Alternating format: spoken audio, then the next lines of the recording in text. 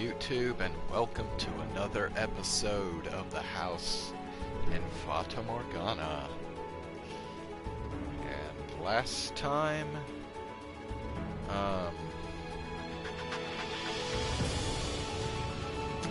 let's see, last episode, so basically the village turned against Giselle, and they suspected her of being a thief and stealing shit, even though she never did. So they were like torturing her to try and make her confess. And then she told them about the mansion and said that they could steal some stuff from the mansion to pay the taxes that this lord was trying to make them pay. So they went to the mansion.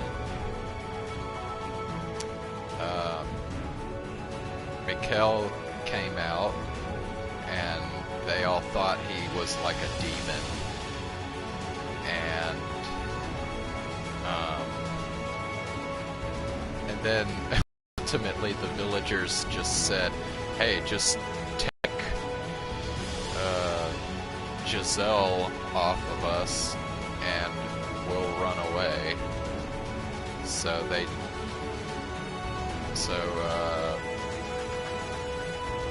Basically,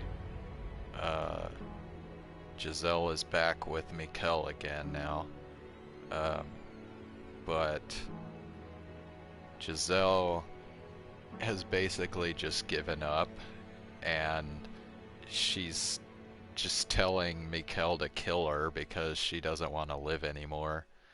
And then Michel says that he's decided he'll finally listen to Giselle's story, like why she came to the mansion and what happened in the village. So she tells her about all that. I mean, she tells him about all that.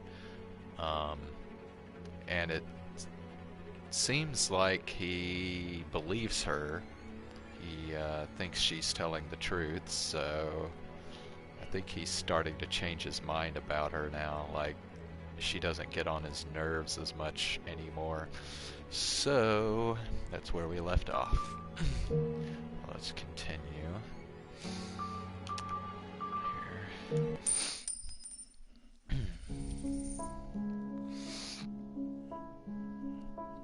Okay, so we're switching to Michel's point of view now, no, we're switching to Giselle's point of view now. I really, truly wished I had gotten to know him sooner.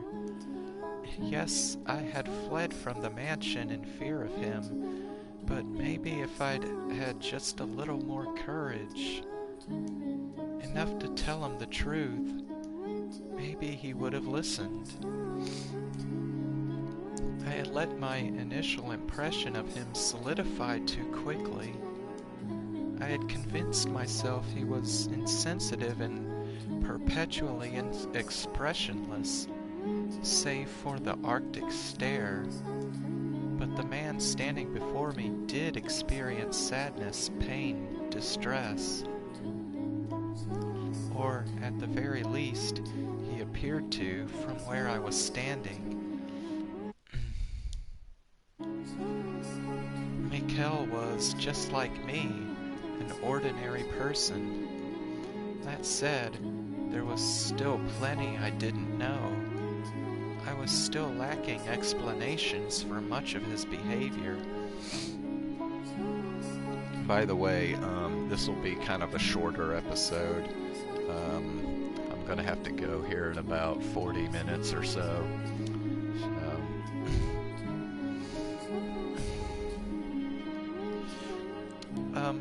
Would you mind telling me about yourself now? I'd like to get to know you better.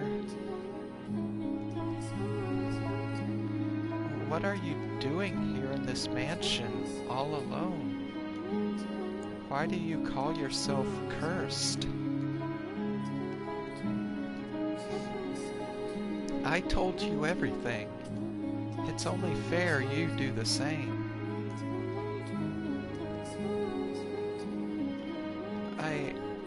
have no interest in using your information for anything. I have no reason to. Or are you going to keep pushing the master and servant line? Do you still think I have no need to know? Be quiet! For the love of God, stop talking already. You always pick the worst time. What? Excuse me? What do you mean I always pick the worst time? No, I wasn't. Unbelievable. Just when I was starting to think you might actually be a decent human being. And you go and spout this. No, Giselle, I wasn't talking to you. Well, who else could it have been? I was, talking to, you know, I have a condition that forces me to vocalize objections to my own thoughts.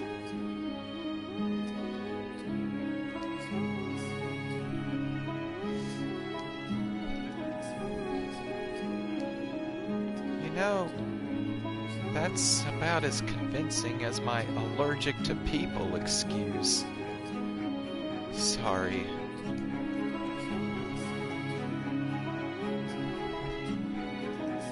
Weirdo. What crosses did he bear? What secrets did he keep? Maybe the truth was far beyond my reckoning. And if it was, even if he did, please tell me everything. No matter what you say, I won't doubt your words. I will trust you, and I'm sure I can accept anything you say. Please, if you don't put it into words, I have nothing to work with. Okay. Where should I start, though? How about the curse, then? Are you actually cursed? That's a difficult question. I cannot, for example, take someone's life with my curse, nor can I bring about disaster. I don't have any magical powers like that. So, what you said outside was a bluff, then? It was just a way to chase the villagers away. Well, you certainly put on a convincing performance. So you can't actually curse anyone, huh? Regardless, I am human. Nothing more, nothing less. At least, I consider myself one. Others would disagree, and the reason for that has to do with my body. Your skin, hair, and eye color, right? Right.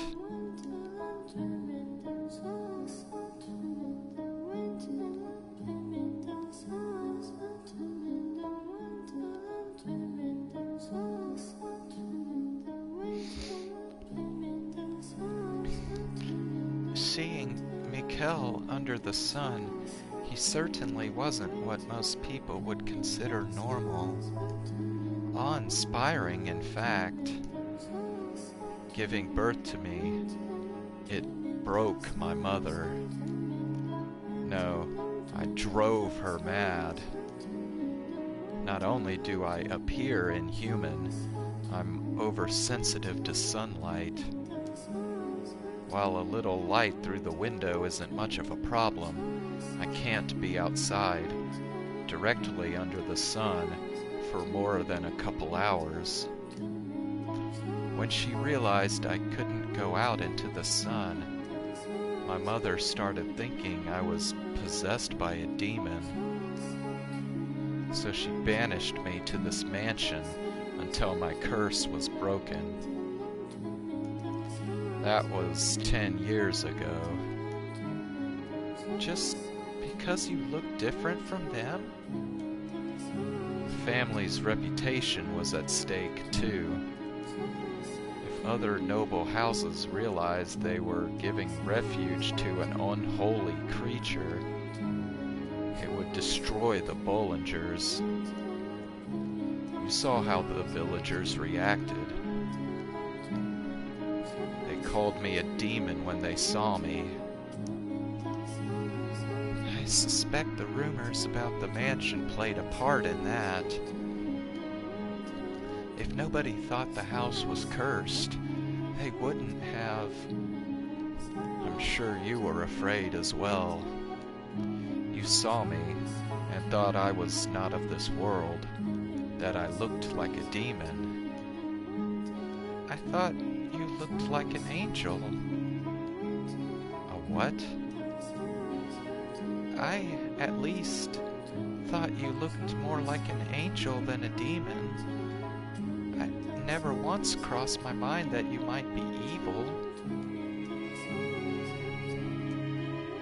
But I understand your situation now. Because of your appearance, you lived all alone in this dark mansion for 10 years. It was never really an inconvenience. They bring me all the supplies I need. You big liar. Considered running away? That's not an option. Because of the sun? No. I could move during the night if I really wanted to. I'm being watched to ensure I don't leave. Watched? They can't allow anyone to find out that I am alive, particularly at the Bollinger estate. If I were to run and they were to find out, I would probably be killed. If only I didn't stand out so much, I might be able to stay out of sight easier.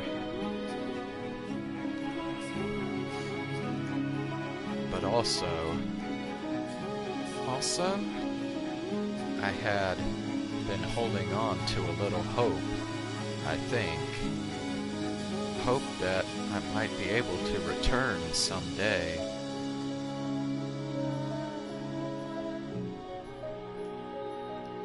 I have all but given up that hope now, though.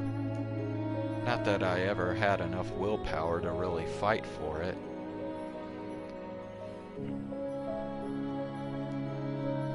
I see. You don't need to worry about pitying me, either. It's long since become normal to me. That's not something that should ever become normal. So, what was that really a moment ago?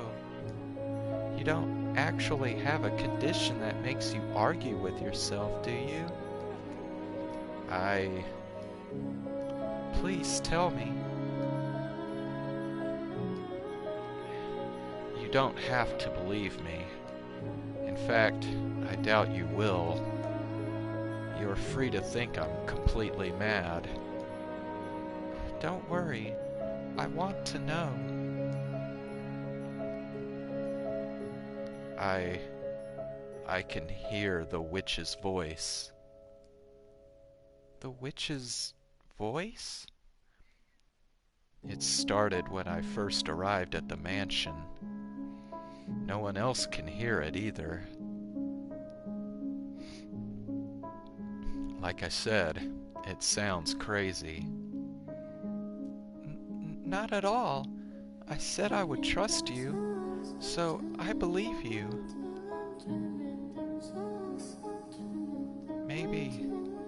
maybe he's not well. Yeah, that has to be it. 10 years all alone in one place, and you're bound to start hearing things. He seems like a delicate person, too. Thinking about it like that, I'm starting to feel really sorry for him. Do I want to know what you're thinking? I'm here for you. Huh? I've made up my mind. I'm going to stay here with you. Wait, what? Don't worry. I'll shout so loud you won't be able to hear that silly witch's voice anymore. Will you now? If you hear it again, let me know, understood? You don't have to be afraid. I never said I was. Whenever you hear it, I'll be there with you, holding your hand. Well, we kind of took the extremely long route, but there you have it. It's a pleasure to make your acquaintance, Master. Master? Now, where should we begin? I know, supper. Are you hungry? What should I make? Slow down, please. What is it? If there's something you'd like, I'm happy to accommodate. You actually intend to stay here again? After what happened last time? Because of what happened. Because of that, we're finally able to see past each other's surface. I want us to try again, from the beginning, and this time actually try to be considerate of one another's feelings. That's a promise, Master.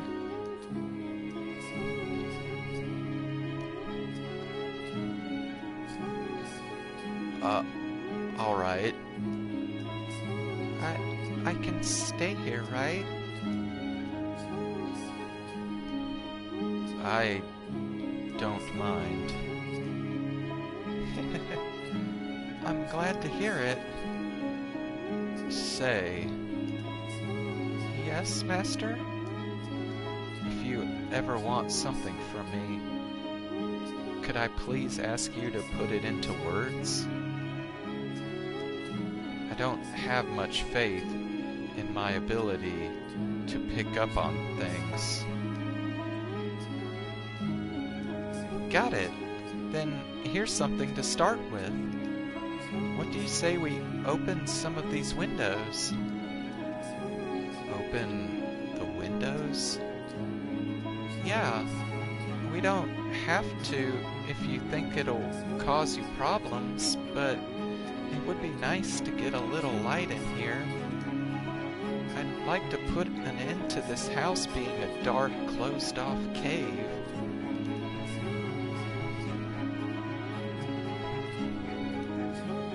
I wasn't the one who barred the windows. You weren't? They were like that when I arrived. It made it seem like a very appropriate place to lock me away. While I am sensitive to light, yes, as I mentioned, a little sun through the windows shouldn't cause any problems. Alright then, can I ask you to help me open them? Hold on one sec, I'm gonna check something.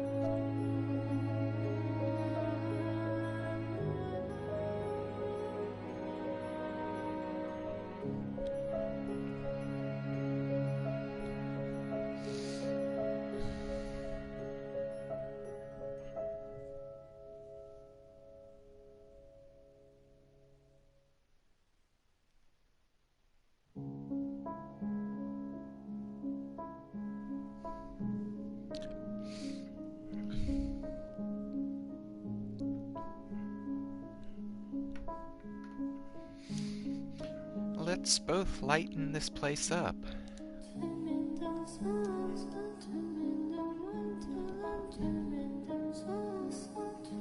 After a few moments of silence, Michel gave me a curt nod. While we couldn't do anything about the windows that had been boarded up, the two of us forced open the ones that were just covered by rusted over shutters.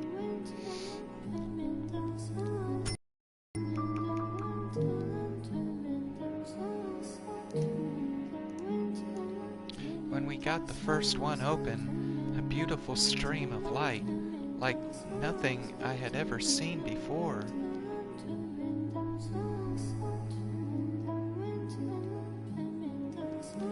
flooded into the dark mansion's halls. I had assumed that spring would never come.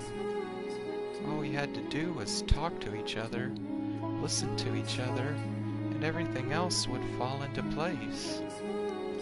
But it was that first step that was so hard, so much harder than either of us had expected. And now that the ice was melting, we had to treasure that. It might not have seemed like much to someone else, but to us, it was a huge accomplishment.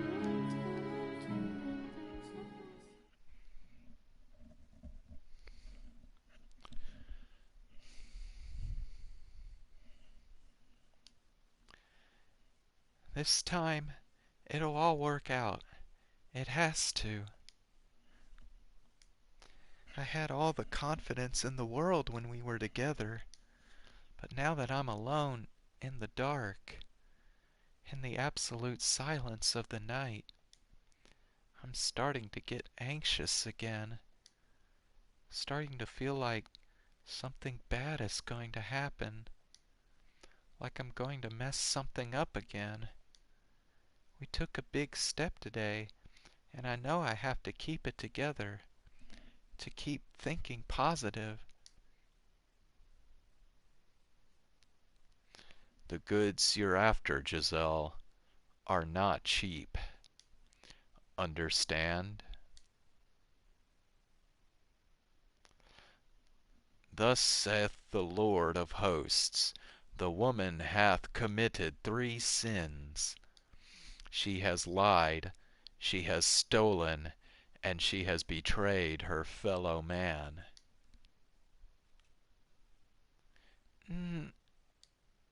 It's all right. It's okay. There's nothing to be afraid of, Giselle. Whatever happens, you have to hold fast to your faith in the goodness of others. You have no reason to tremble.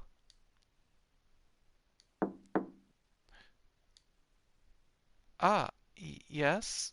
Come in. That's odd. I don't think I was hearing things. There's no one there. What was that about? Oh? A glass? It's wine, and it's so warm. I guess he heated it on the fire for me? Oh, you. You could have at least said hi.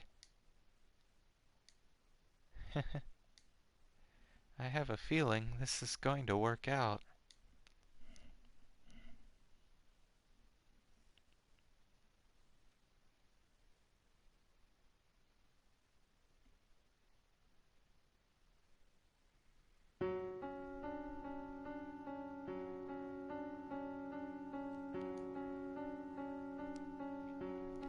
The light shining in through the windows is swallowed whole by the darkness, as if to say our time together never actually existed. We saw it, though. Together, we watched the light crack open the darkness. I'm begging you, please remember. Please find yourself. Please, Giselle, don't let the things you felt the warmth that fell over us, remain lost to you? I might have seen it. Seen that most beautiful light. Giselle, But are these truly my memories? Could they not be someone else's tale, like all the others we have seen so far? She was so bright and energetic, and I am neither of those. Besides, the maid needs not a tale of her own. this is not a story. These are memories. Mine and your memories, no one else's. It was all very much real, as were the kinder, happier days that came next. Kinder, happier days? Those words create a strange warmness within my chest. But at the same time, they make me indescribably anxious. Is there really happiness to be found down that road? Even if our past doesn't lead to happiness, it couldn't be worse than where we are now.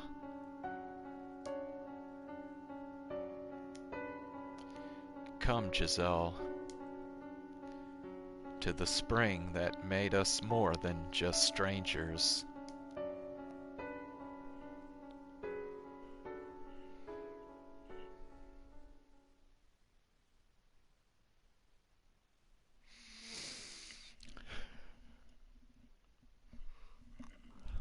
Master, come on, get up. Up with you. Master! What? See? What did I tell you? It's so much nicer in here with the little light. Morning? Ah, wait a sec. Don't you hide under your bedspread? Get out of there. I'm fine with my room staying dark. What's she even doing in here? Oh, but Master, you agreed that I could open the windows. I did, yes. Don't worry, I've put curtains up. If it gets too bright, you can draw them. Mornings take the best parts of being outside and squeeze them all into the same few hours.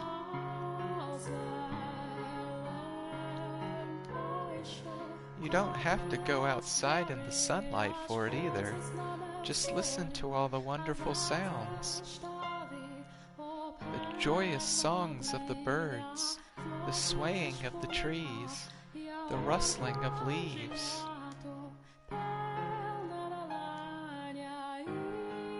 Am I being as pushy as I feel right now? Kind of.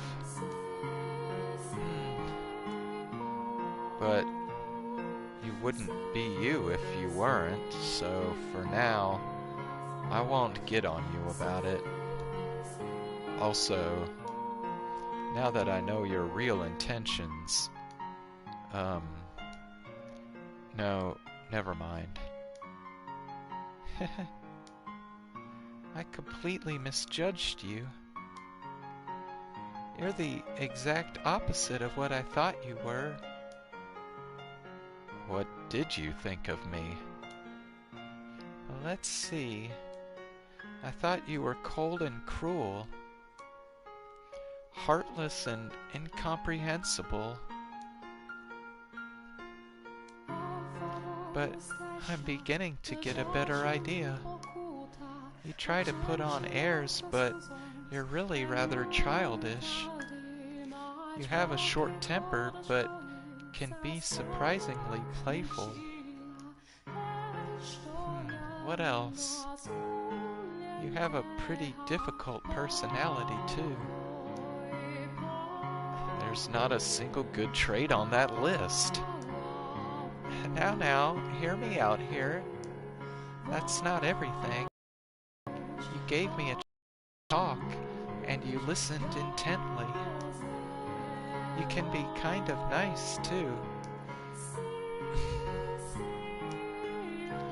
We agreed that we would live together, not just in the same house, so we've got plenty of time to add more to the list. And I hope you can make your own list. This is just the beginning, after all. We've got a long, long time ahead of us. Plenty enough to get to know each other, no?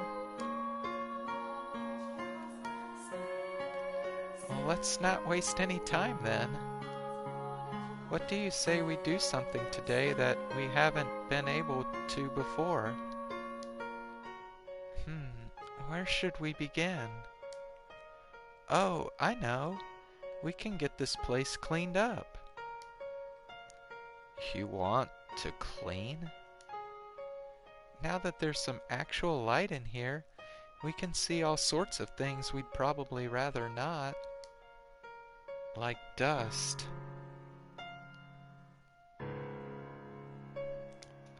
All over the place.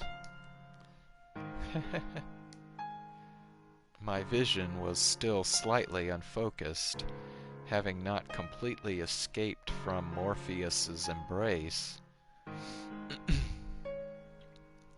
But I could see well enough to catch her smiling brightly.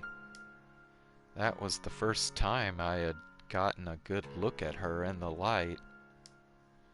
I could see facial features I had missed during yesterday's commotion, and those glittering eyes. Not even a trace of the tribulation she had endured tainted her pure jade eyes. She's surprisingly good-looking.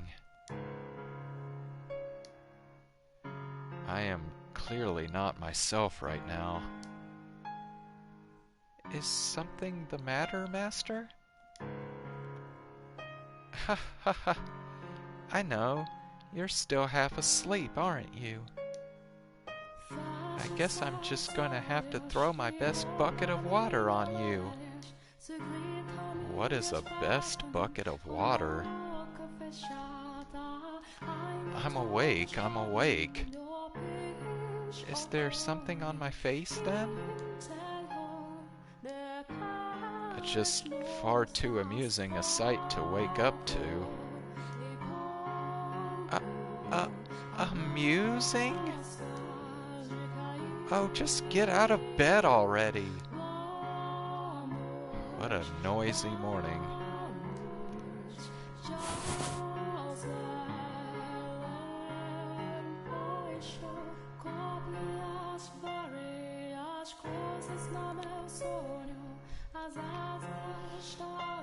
I got my first decent look at Michel's face under the light that morning, watching him stifle a yawn as he crawled out of bed.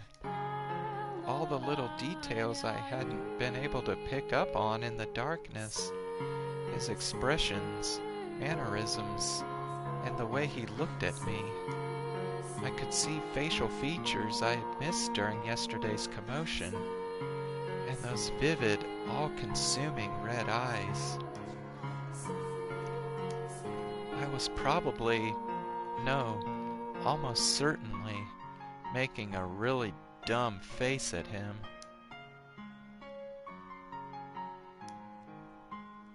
Is it just me? Or is he kind of, no, very pretty?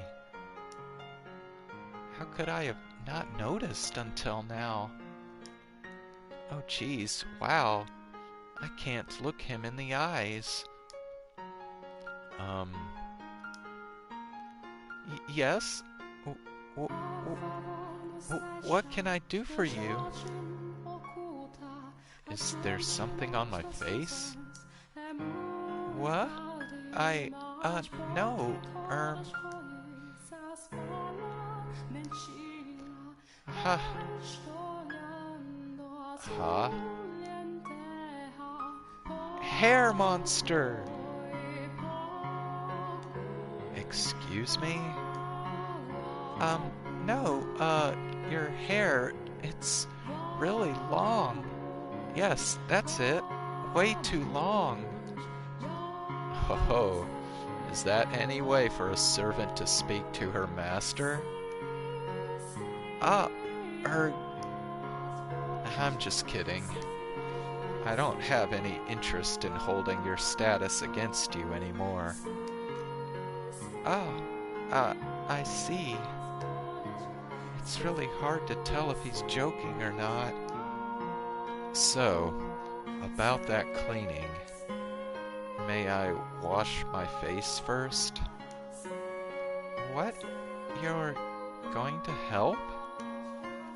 As I just said, I'm not going to act like I'm superior to you anymore.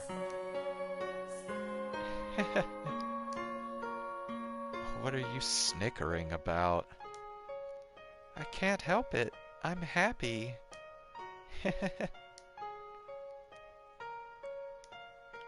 If my hair really does bother you, you can cut it. Huh? I can cut it? Of course. I'll give you the best haircut you've ever had. Oh, but I should warn you. You'll want to stay perfectly still. I'm a monster with a pair of scissors. My sister always said you were as likely to lose an ear as you were your hair whenever I cut it. You stay away from me!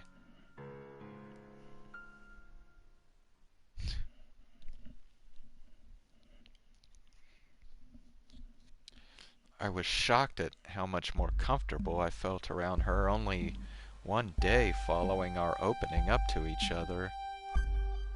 Maybe this was normal, and I had simply never felt it before. I didn't know. I had thought it would take years of work to get close enough to someone to be able to have a conversation without picking apart every little detail.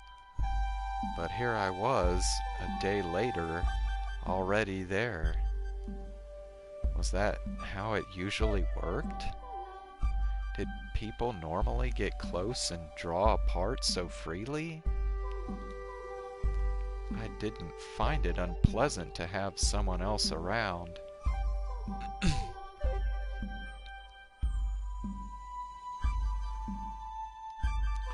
It was a strange feeling. All that friction had dissipated in an instant, and it was like we had known each other for years. Though not entirely willingly, we began sharing meals, something I had always done by myself. Hey, I see you shoving aside that parsnip. You need to eat everything. Do you have any idea why there was so much rotting parsnip in the cellar? I don't care for it. You could at least pretend to be ashamed. Yeesh, you're not a kid, so don't be so picky. It's not good for you. Hasn't caused any problems thus far. It will soon enough. I can't believe you. We have limited supplies, and you won't eat your vegetables? Oh, question. I've got an idea. Go on. Is the list of supplies sent by your family set in stone? Meaning? I was just wondering if it was possible to make requests. If I could, I would just go out on a shopping trip. Perish the thought. The only village around here is the one you came from. Right. Say, are you saying that out of concern for... Who would ever be concerned about you? I just want to be able to sleep well at night. And I'm not interested in throwing more servants to the lions. You know, you're a whole lot simpler of a person than I first thought. What's that supposed to mean? Oh, nothing. Back to your question about the delivery. Yes, you can. I haven't made any requests recently, but you can write what you want on a sheet of parchment. Or, if we don't have any, something similar, put it in the box and leave it outside.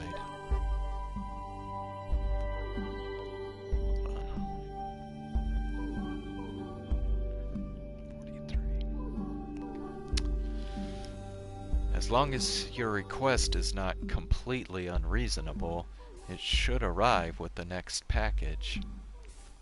Why? Is there something you need? Yeah, I was hoping to increase our selection of vegetables. And while I'm at it, if possible... Actually, that's a secret. A secret? It's nothing too exciting.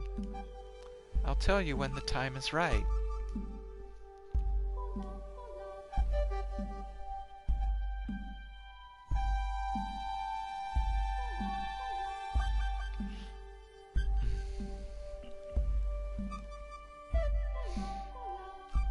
My relationship with Michel gradually transitioned from master and servant to something closer to friends.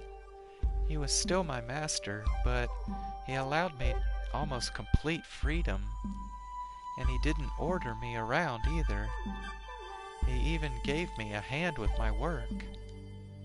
Though he was still not very talkative and oftentimes hard to read, he at least seemed to be making an effort to close the gap.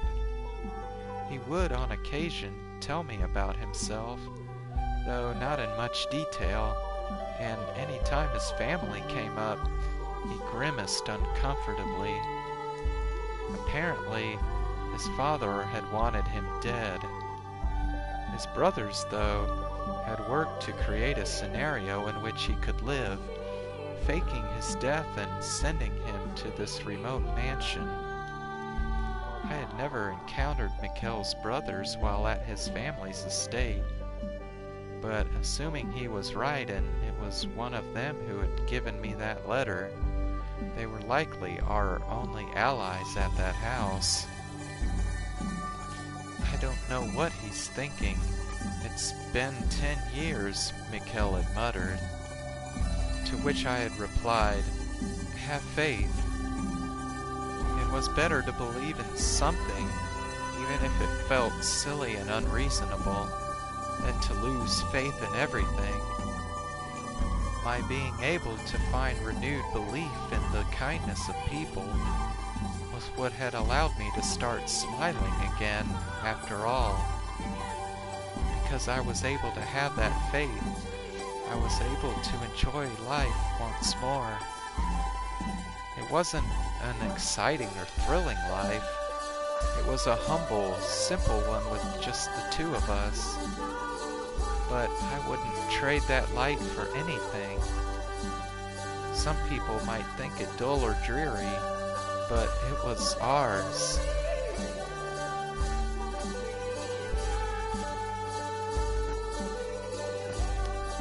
Alright, I better get going here, so we'll stop here.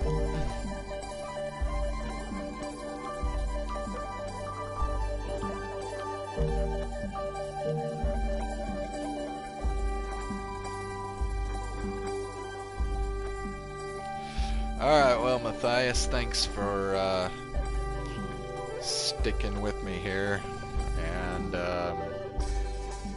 you go on and have a good night. I'm gonna go ahead and take off, and I'll be back again tomorrow.